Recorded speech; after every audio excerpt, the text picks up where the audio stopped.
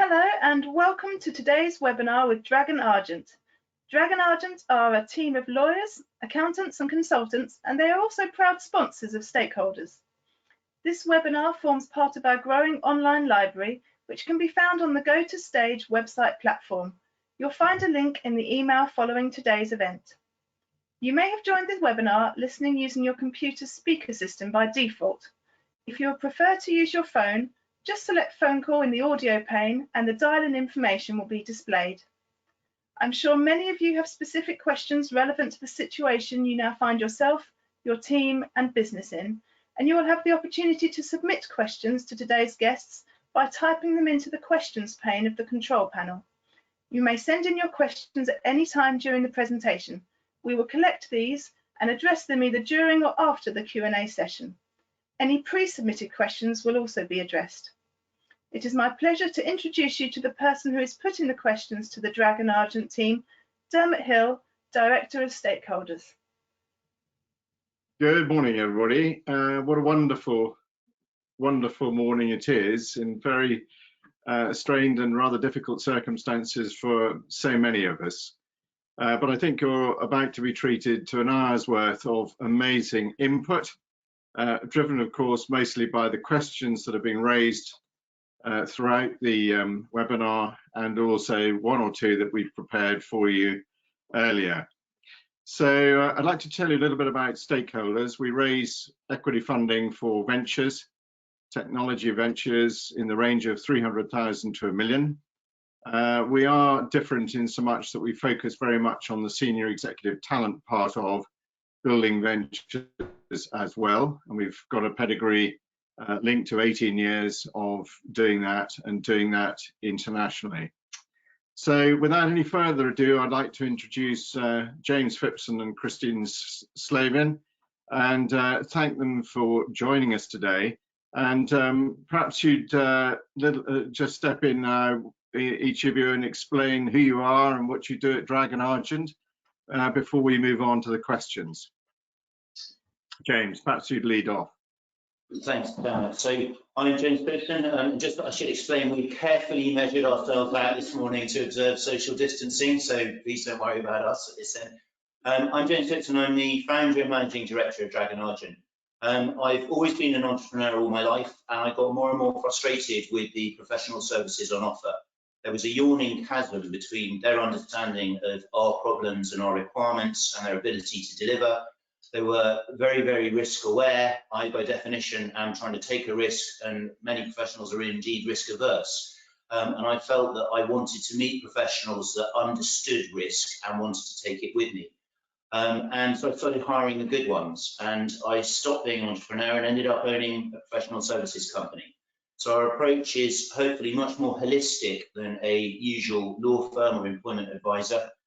It's much more across the board, and that's particularly appropriate this morning, where there's so many unknowns, and also where so much of this crosses over into the tax and legal status of the entity under consideration. So it's great to be on here this morning, and hopefully we'll give you a roller coaster of the following hour. Hello. My name is Christine Slavin. I'm an employment solicitor. I have around 15 years experience operating as a solicitor, advising largely businesses on a broad range of employment law issues. More recently, we've been very busy with tackling any consequences to businesses relating to COVID-19. Very good, thank you. So I think we'll now turn to the question,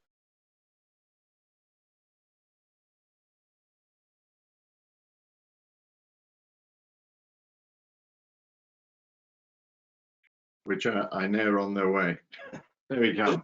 Well, thank you. So let's lead off with the first one. I mean, is it unreasonable to dismiss staff for redundancy if furlough is available? I think that is very much an unknown, and I think it would be very dependent on the circumstances. I think it's quite clear from the guidance that furlough is an option for the employer to look at. So employers aren't under an obligation to exercise the use of furlough. And I think that it possibly would be the case that employers, given this is an extra option that they have, that usually is a preferable thing for a business to exercise rather than having a redundancy exercise.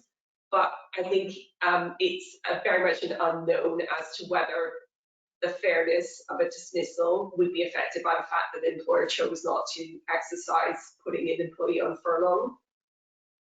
And from a more commercial perspective, and this is one of the things that we're consistently advising our clients, furlough is they're still employed, they still have full employment rights. And one of the things that people tend to be viewing furlough as is almost an out of sight, out of mind approach to the problems arising from this crisis. And one of the things we're urging our clients to do is, if at the end of the 3 months you think you are going to have to make that person redundant, it is essential that you kick off the redundancy process whilst they're on furlough.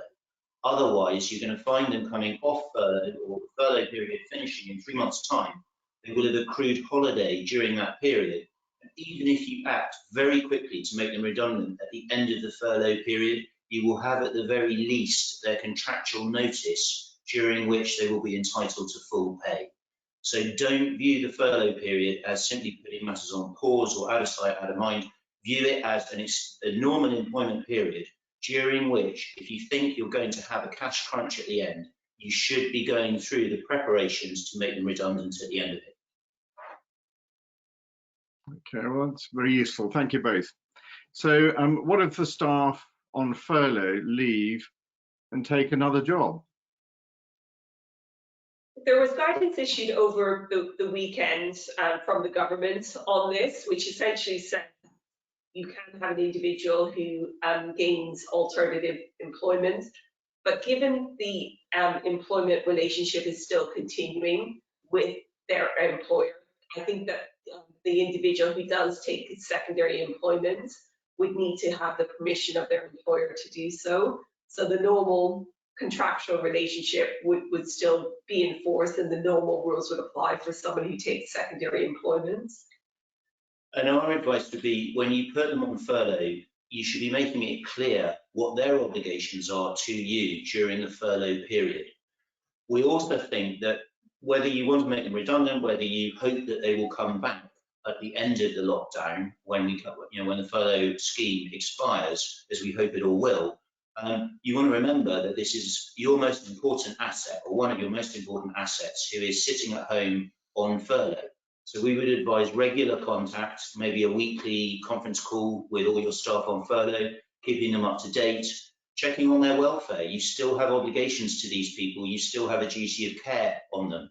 So keep the contact up, and that way, if they have surreptitiously gained alternative employment during the period, you should know about it, but at the very least, they should know that they have an obligation to inform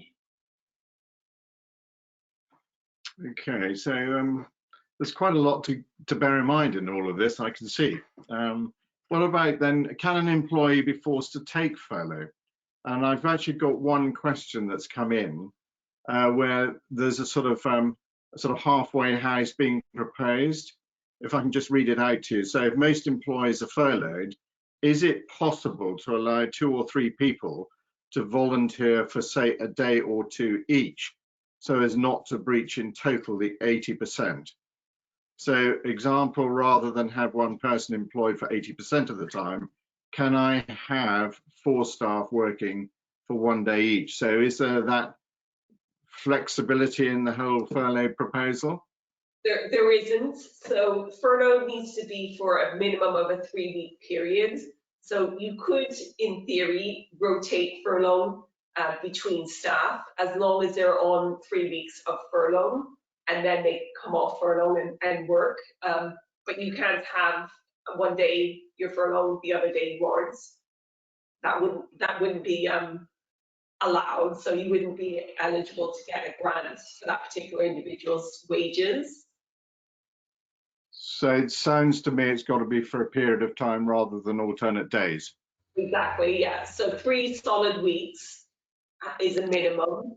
You can rotate staff on furlough leave as long as it's for the 3 solid weeks that they are on furlough.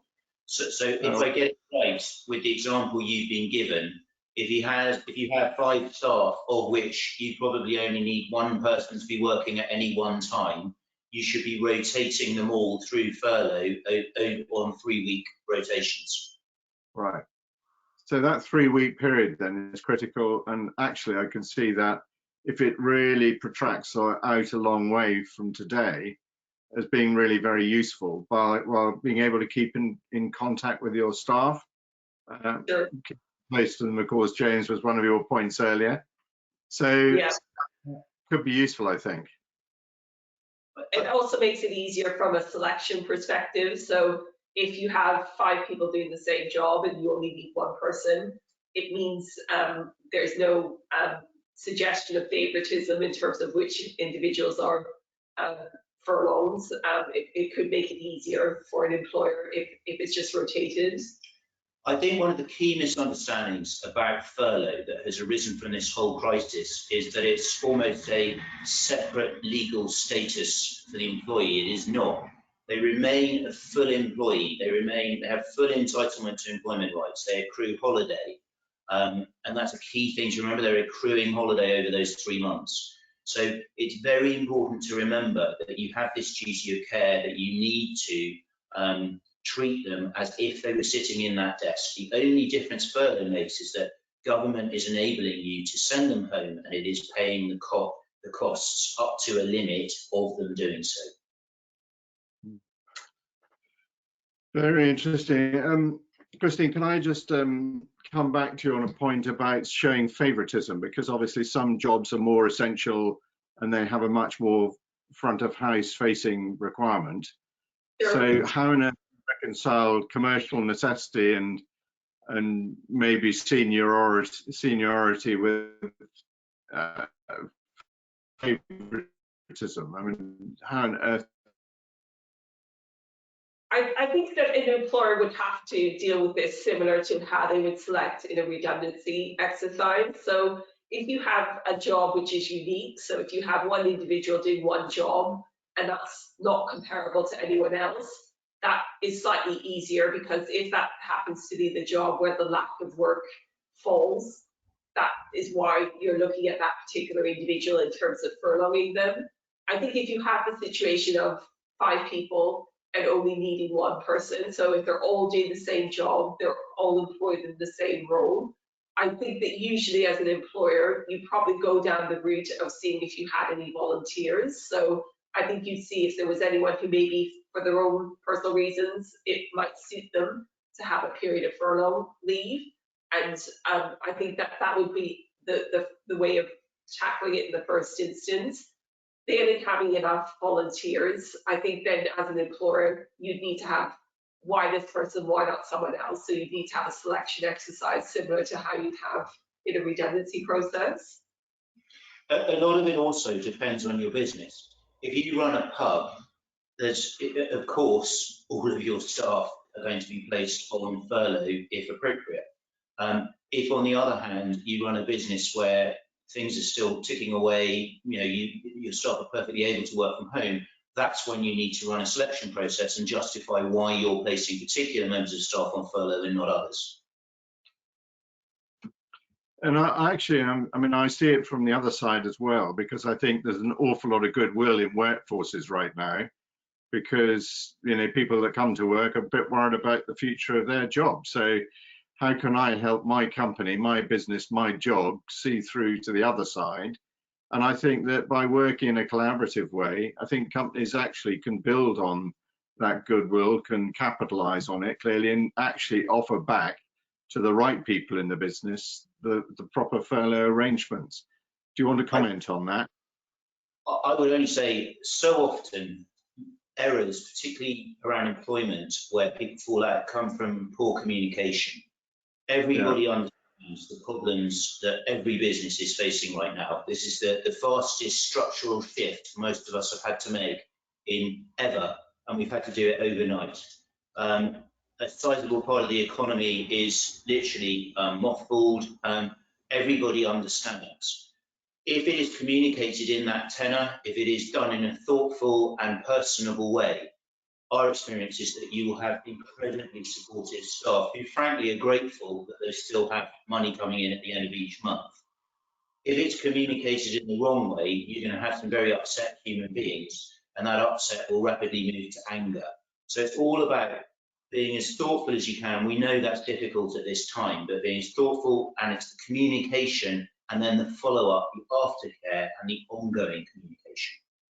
As we said, treat them as if they're still in the office. And by that, I mean, have a weekly call with them. If you call them individually or all as a team, it doesn't matter, but keep them in the loop and keep them feeling that there is at least an ambition to have them back in that seat as soon as possible, or be honest with them and say, too much of our business has suffered too much damage. We are going to make you redundant, and we're kicking that process off.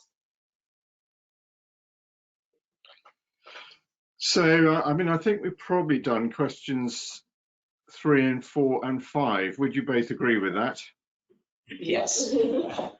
Really talked around that subject through it and inwards and upwards and downwards. So if anyone that's listening and online with us this morning would like to pose a question, there are some questions coming in.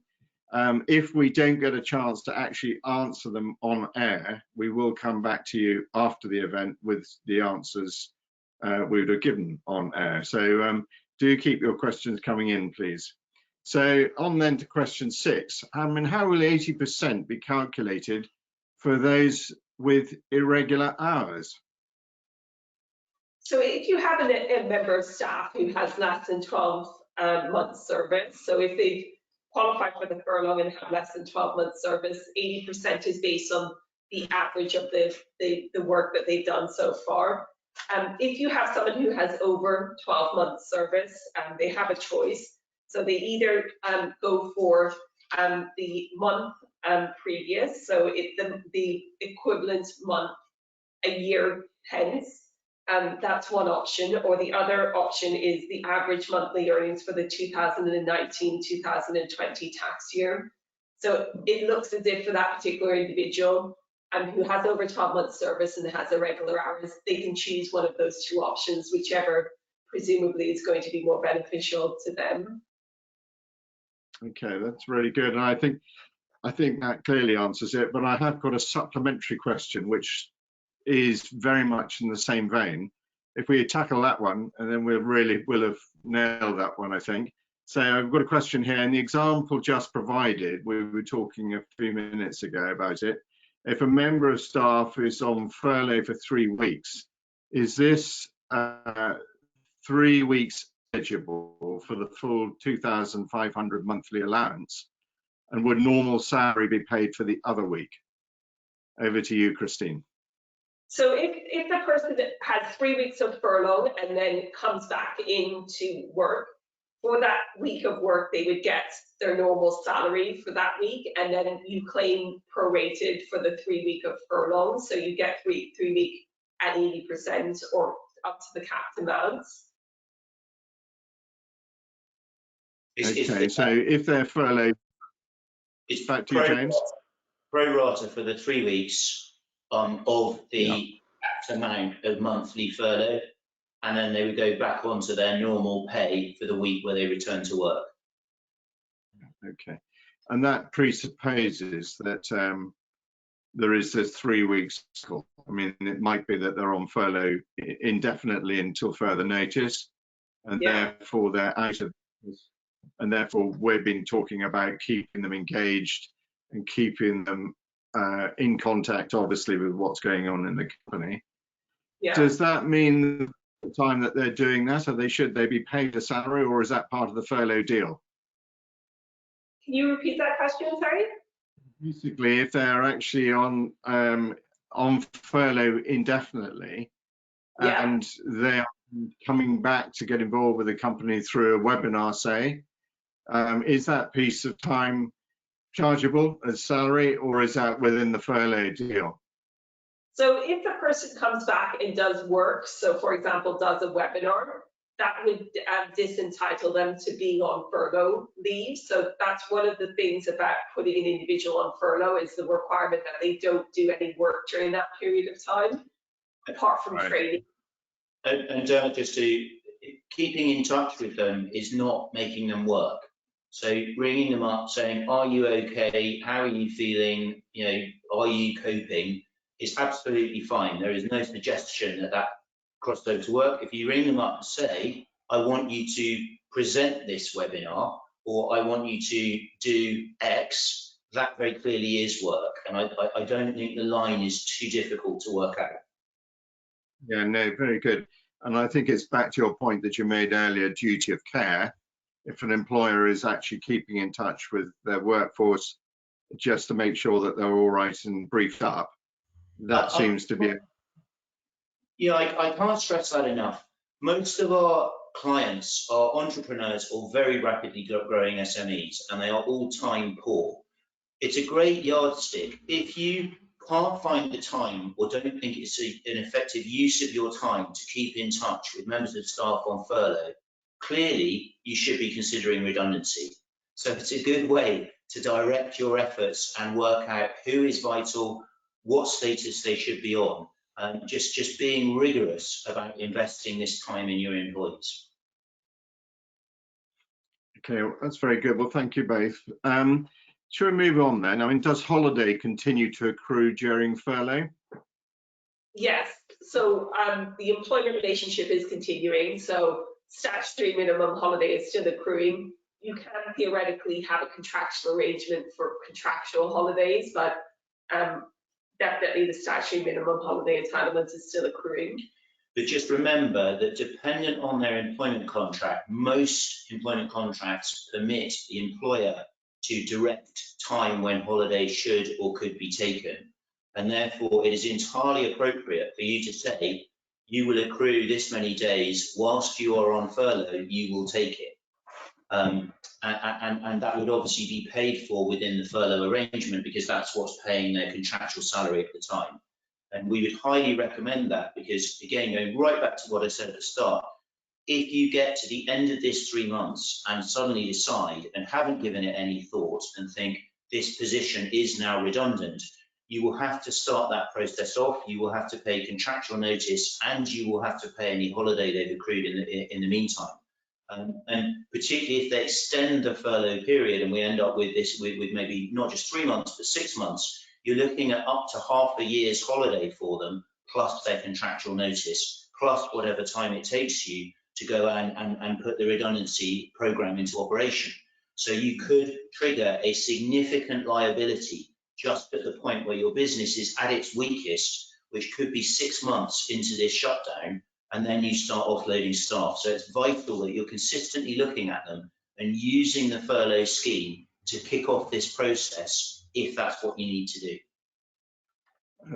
Absolutely, but also I think what you're saying, James, is that their contracts have got to be rewritten at this stage and re-signed, because I've not come across the term furlough in any contract and all that term until now. So how many contracts sort of 4 months ago had Very, circumstances covered?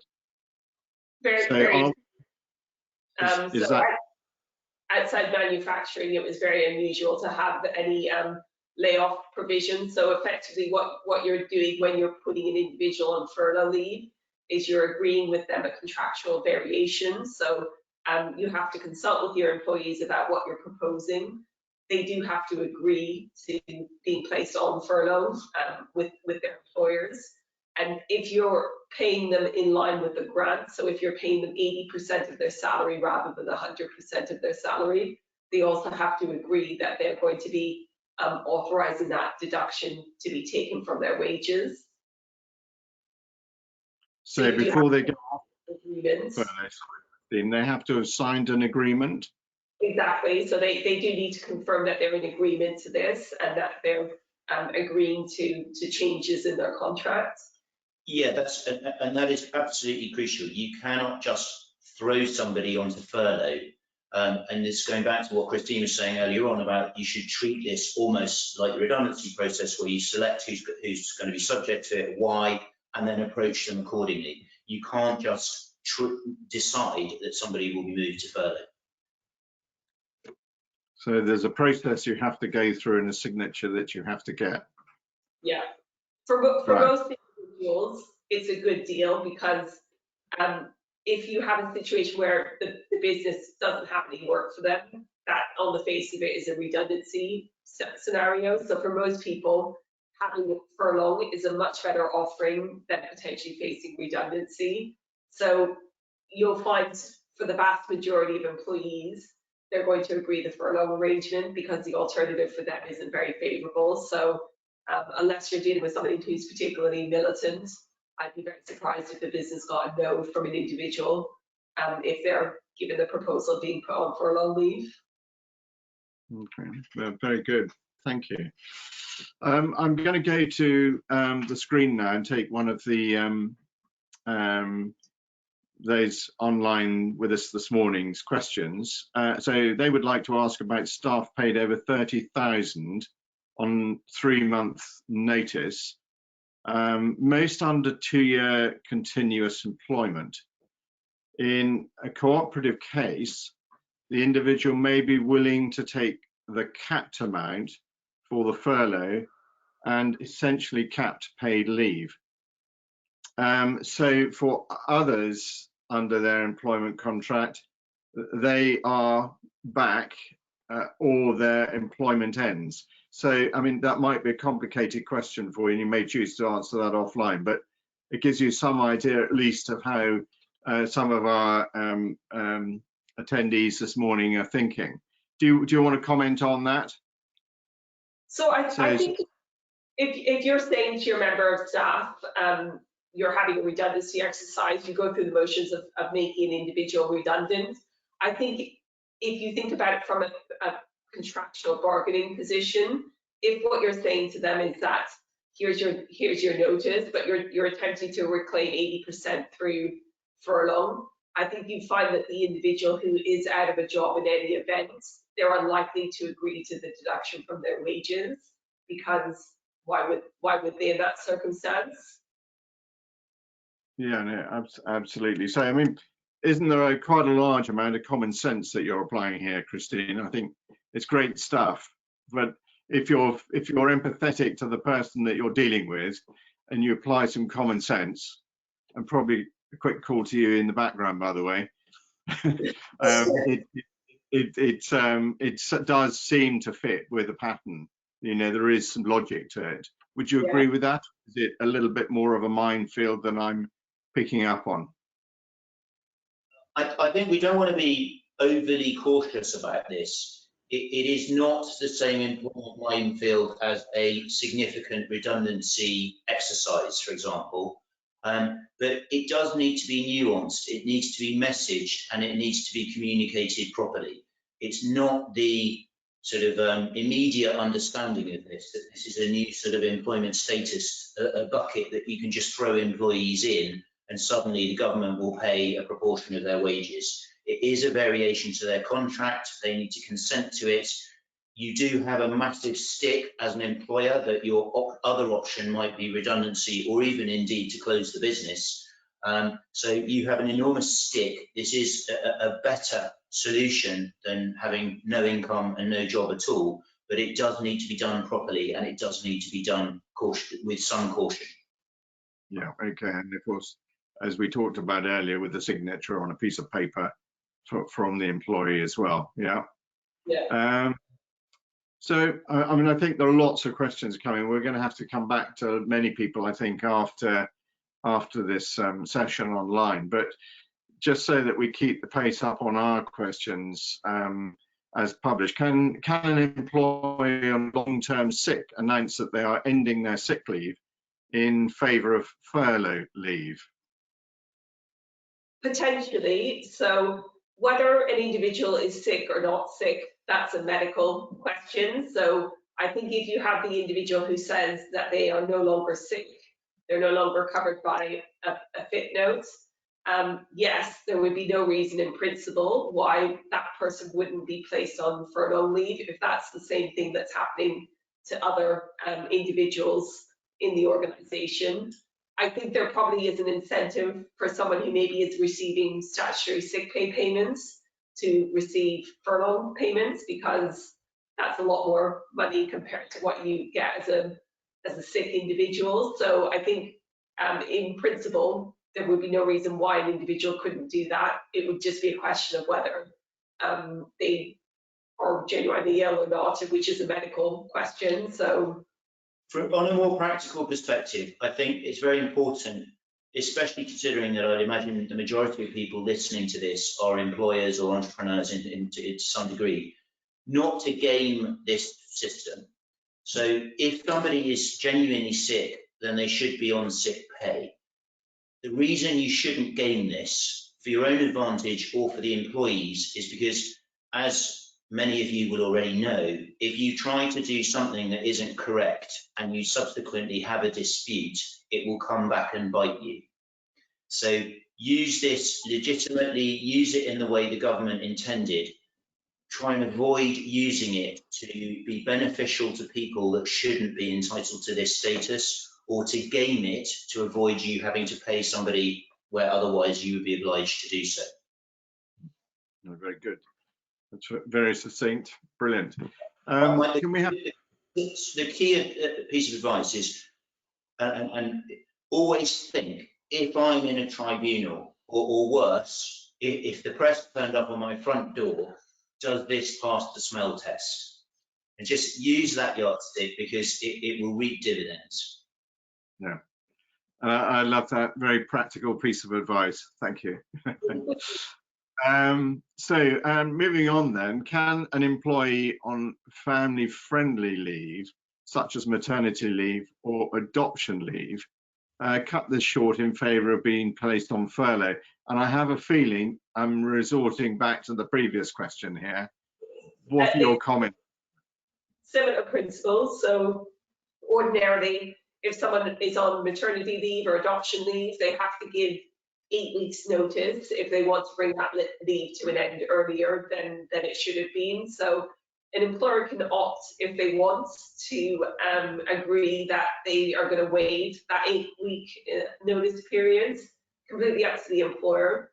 If they're no longer on the leave, they would be treated in the same way that someone else would be treated. So you treat them similarly to any other employee in the organisation.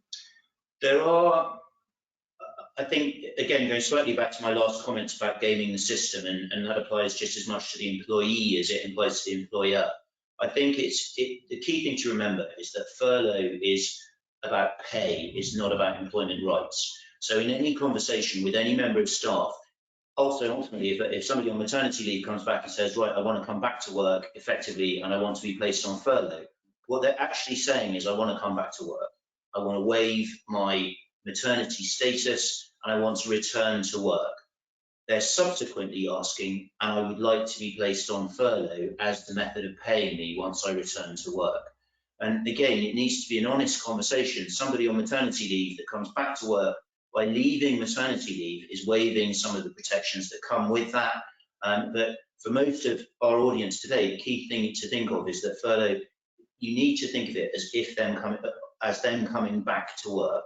And that should be the tenor of the conversation. And then furlough is simply the method by which they are paid. Very good. Well, thank you. Lots of practical nuances in there, I think. Great. So moving on then, can an organisation organise for some of leave to be annual leave and some to be furlough? And I think you've already touched on this, but perhaps we can just move through this one and clarify. So the guidance itself does not clarify this issue. Can you be on furlough and can you be on annual leave at the same time? So I think there's differing opinions as to whether that's possible. Most people seem to think that it's not incompatible to be on furlough leave and also annual leave at the same time. Most people think that that's an entirely compatible thing. I think you'd also have a question of, well, what do you pay that person if they're on furlough leave or if they're on annual leave? And most people seem to think that you'd have to, if it's annual leave, pay them as you would ordinarily. So it would have to be on their full salary, given there's a requirement not to disincentivize people from taking annual leave. You'd also have to bear in mind notice requirements. So most people at this particular time would rather not be using their annual leave, I imagine, so they can't do much with it. maybe would not be that agreeable to having it as annual leave as part of an arrangement. So you'd have to, as an employer, give them the appropriate notice to take the annual leave. So you'd have to give them double the amount of notice that you're requiring them to take.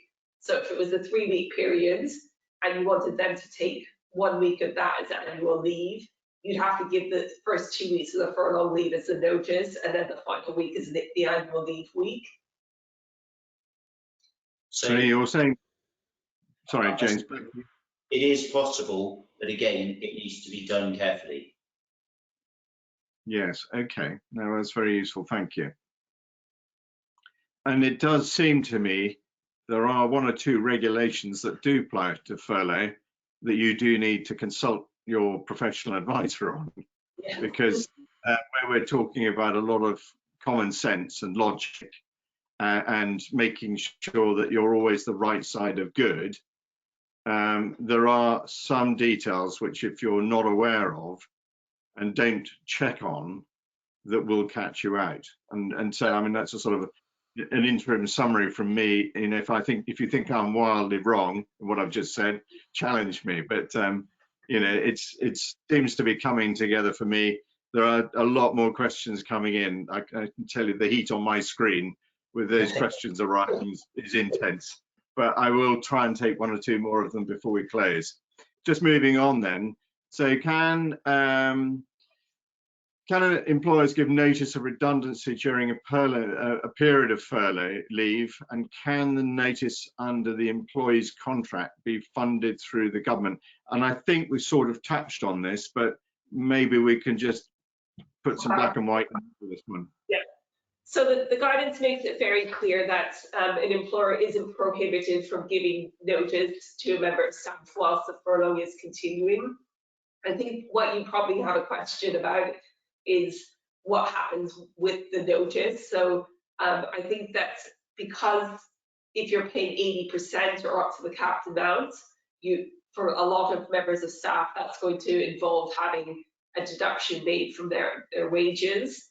I think then if they're in a period of notice, I think then you'd be required to top up the pay to 100%, because the bargaining position is totally different in the scenario of the person who's facing losing their job anyways. So I think then in that circumstance, it's always safer for the employer to pay what they would have ordinarily been paid during a period of notice, and just apply for the grant for the amount that they qualify for, so the 80% up to a maximum of 2,500 per month. So in summary, if you furlough a member of staff, you subsequently decide that the job no longer exists and the role is redundant. And remember, it's always the role that's redundant, not the member of staff that's redundant. So you subsequently decide that the role is redundant, whilst you can give them, you go through the process and you can give them notice whilst they're on furlough. And what Christine's advising is that you would subsequently then need to pay for that period of redundancy notice, that contractual notice period, the balance between the amount they received under furlough and the amount they would have received contractually. Very good. I think we've done that one. That's great. Well done. Well done to you both. So can an employer withdraw notice of redundancy if it was given prior to the government's announcement of the coronavirus and job retention scheme? So once the employer is given notice, if that's already happened, whether they're able to renege on that is a matter of contract. So they would be required to have the individual's consent to allow them to effectively cancel that the notice period has been given. So in terms of whether they then qualify for the furlough payment, I think it depends. It's a question of timing, because that individual would needed to have been on the payroll on the 28th of February. So if the individual is perhaps working their period of notice, yes, they can consent to having that notice cancelled and be placed on furlough leave. The reality is most individuals in that circumstances, I imagine, would be amenable to allowing the employer to withdraw the notice that's previously been given. So if you've placed somebody, so if you've gone down the route of making somebody redundant, let's ignore whether furlough exists and circumstances change and you're no longer sure whether you want to make them redundant, you could perfectly well sit down with that person and say, look, we're going to draw out the redundancy process, or we're not ready to make a decision yet, and extend it as long as it's reasonable and as long as both sides agree. All the furlough issue has enabled you to do is say, right, we're going to draw out the redundancy process, and during that process, would you like to vary your contract of employment to be placed on furlough? So I think in almost all of these questions, try to consider the matter first as you would an employer in more happy times, and then only introduce the furlough element when it comes down to how that person should be paid. Okay, now that's very clear to me, so thank you. So let's just move on, I think, and because there are one or two pre-submitted questions that I'd like to come on to. So if an individual is a director and shareholder of a company, but not on PAYE, can they claim furlough pay? So if they haven't been on the payroll as of the 28th of February, no, they wouldn't be in a position to claim the grants. They perhaps would have other avenues of redress, but it wouldn't be through the furlough scheme. So the 28th. I would say many of our clients work through personal service companies or are directors that pay themselves either the minimal amount or primarily through dividends. And yes, they will be stung. One of the principles is it is probably the first time in our life that there is a direct correlation between the tax system and what you get out of it. Many people will find that quite refreshing. Unfortunately, it stings a particular segment of the workforce that is responsible for much of the wealth creation. But yes, by and large, if it hasn't gone through the payroll, you're not eligible for furlough. Oh, well. That's a tough place to be, and you're quite right. So there is an interesting piece in all of this with the wealth creators, I think. Never mind. There's always an ingenious way to survive. Moving on to the last question, we'll come to some of the submitted and indeed some of the live questions that we've had while we've been on air. Does the employee mean those on PAYE or an employee as an employment tribunal would see them? So in terms of making the grant application, it's very clear that it's not going to be a judgment on status in the same way that you might have a dispute with an individual about their employment status. So the criteria is going to be, was that employee on the PAYE system on the 28th of February? That's kind of the question that's going to be asked. It's not going to be a question about whether they should have been or had they been correctly categorized in the first instance. So, and I think, and if I'm sounding like a stuck record, do tell me, but I think it's so important to keep making this point. If you fall into a dispute and you end up in front of a tribunal, their first question is going to be, has employment law been properly applied? The second one is going to be, has there been a breach of contract between the employer and the employee in terms of how their employment contract is operating? And really, the furlough bit is an agreed change to contract that only affects the way they're paid. So going back to this, employment law applies in full, whether they're furloughed or not, employment law still applies. And it's all the furlough thing is a temporary variation to contract to change the way that the employee is paid. So you should consistently be thinking, what would I be doing on a normal day in happier times? What advice would I be taking on a normal day in happier times? How would I be agreeing this, hopefully in writing and completely clearly and transparently? And then at the very end of that process kicks in furlough, and that is a mechanism to keep paying that person. And the intention that the government has given for it is as an alternative to making them redundant. In other words, it enables businesses to cut their costs by varying people's contracts to enable the government to subsidise the cost of keeping that employee on. So that's very good. I mean, I think I'm going to turn to some of the questions now. There's been a general theme to the questions we've had while we've been on air, which is simply the calculations to be applied. So it seems like we've got 3 weeks and 2,500.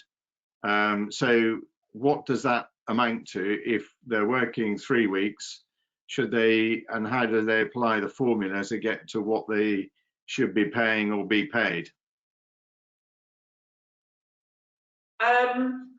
I think I need a bit more specific information in terms of how much they're paid and all that kind of stuff. So a good example, again, is if you were going to pay a full-time employee pro rata. So say they come in and they say, I don't want to work full-time anymore, I want to work 4 days a week, can it be reduced pro rata? There's various ways you could do that. You could divide it by the number of working days in a year to work out what they get per day. You could divide it by the month or by the week. Whatever methodology you would use, apply it and apply it fairly. And I think that's probably the best way to do it. Many employment contracts have in there a methodology for how the employee accrues holiday. That would be a good starting point. So if you've got any methodology anywhere that you are applying to your employees at the moment where you pro rata something out, I would use that as your starting point, as a very broad rule of thumb. No, I think that's very good, and I think that the promise really to those online that have asked questions, will send you their questions, and if you feel you can produce a little general note maybe that says this is how the calculations apply, you can take the time off to get it right and give them the best input. If you're happy to do that. Yeah, very happy to, and give us as much background as possible, because one of the areas where I think bad employment advice comes up is it's not holistic. It's very easy to look at the law and go, this is how something works, and miss a major part of something that constitutes a significant issue within the contractual employment relationship. So if you want a pure answer, ask us a pure question, but if it is very specific, give us the specifics, because otherwise you're not going to get the right answer. No, fully understood. You'll be pleased to know that the questions continue to come, and there's a number of them to be answered. Okay, well, look, I just wanted to turn to some of the pre-submitted questions. We've got 4. 2 of them I think have been well answered by what you've been kind enough to say this morning. So I'm not obviously going to address them, but this one here, which says, I have a member of the team on maternity leave. Am I able to furlough them? And if so, how will 80% of their pay be calculated? And we have sort of touched on this, but you know, this is a sort of a bit of a standout question on my pre-submitted ones. Any comments you'd like to add to that? I think that the question detailed that they were being paid an enhanced amount of maternity pay, so it was over and above the statutory minimum payment. And the guidance does say that an employer can claim in regards to the enhanced payment. How that actually works in practice, the guidance doesn't detail. So I think in terms of how the math would work with that, I can take a bit of a guess in terms of how the calculation would work, but I think the reality is we don't really know how it's going to work. So I would imagine that the employer in that scenario can make a claim for the statutory payment in the same way they ordinarily would. And my prediction would be that for the enhanced amounts, they're allowed to claim for 80% of the enhanced payment, but time to tell whether that's how the government intends to do the calculation on that front. They haven't given any detail as yet. And I think on a more practical basis, again, you have, if your business is having a problem and it genuinely cannot afford to pay these salaries, under normal circumstances, the conversation you may or may not be having with that member of staff is that they may or may not be being considered for redundancy. I think in exactly the same way, you need to, if this is a particular problem and you need to put it right, the message should be, we are in a bind, we are having to consider redundancies. Your role may be eligible for redundancy. However, we may be able to avoid this if you might be prepared to consider going on furlough. So it must be phrased in the right way. We would strongly advise that it's what I would call a curated conversation. So either somebody that knows what they're doing does it on your behalf, or it's done with somebody else in the room, and definitely is followed up with utter clarity in writing. Because what this cannot be seen as, so remember, they're on maternity leave, they have additional protections under the law. You cannot just put them on furlough or pressure them to go onto furlough. That would be an appropriate reason for them to be upset. But if you go to them and say, I am sorry that the business is faced with life or death decisions for the business, and we are making very difficult decisions, your role may have to be made redundant, but one of the options we are considering is furlough. Would you be prepared to consider that? That is absolutely the right way to approach that member of staff. And that is entirely in line with the law, and it's entirely in line with your legal obligations as an employer to consider all alternatives before redundancy. That's brilliant. I see that as very sound practical advice for the person who raised the question. Fantastic, thank you. So next question, and as the questioner would have put it, I would like to know whether you have a view on whether and how people hired and contracted before the 28th of February, but not starting until dates in March, can be furloughed. So I think there's a hard line in the sand, which may or may not be fair, but I guess the philosophy behind having the line in the sand is that it's an anti-fraud measure to stop businesses putting their parents, brothers, sisters, whoever on the payroll in order to get a furlough payment. So I think for that individual who maybe accepted the job offer in February 2019, but didn't have a start date until March, I think they're going to fall through the gaps in the furlough payments, so they wouldn't be entitled to that. So if that was the case, what would you do? Maybe they've just started, and then you say, well, look, we've got to put you on an immediate redundancy discussion. Yeah. Consultation. Ouch. That's very painful, isn't it? Yeah, it's very harsh on the individual who's just started a new job. I think the employer might take the view that given recruitment costs, given the effort that they went to recruit an individual, and also given the hope that this is going to be a temporary situation, perhaps what they would approach that individual with is a period of unpaid leave. So rather than getting furlough payments because they don't qualify, that they would agree to unpaid leave for a period of time. I think also it's a matter of practicality, and so often employment disputes come because they have immediately applied a legal solution to what almost always is a human problem, and bad advice applies a very legalistic approach to something that needs to start with the human.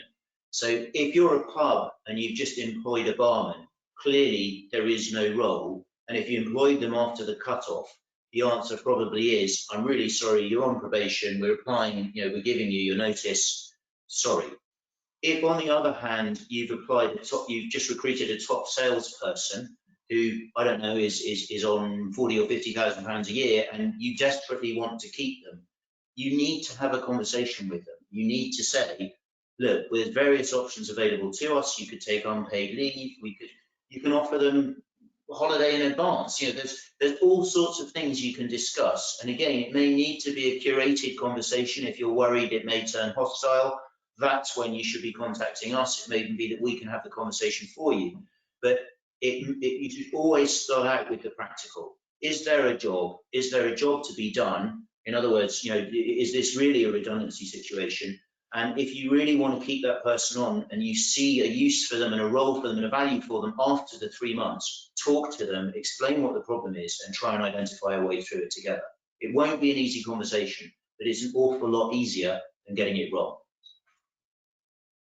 I think that's very, very, very fair and brilliant. I'm just going to, is there anything the two of you, having heard the questions, feel that you would like to circle back on during our conversation? I'm just going to have a quick look at one or two of the questions, see if I can pick out something that's a bit different. It's an interesting question here. What if employee has more than one job?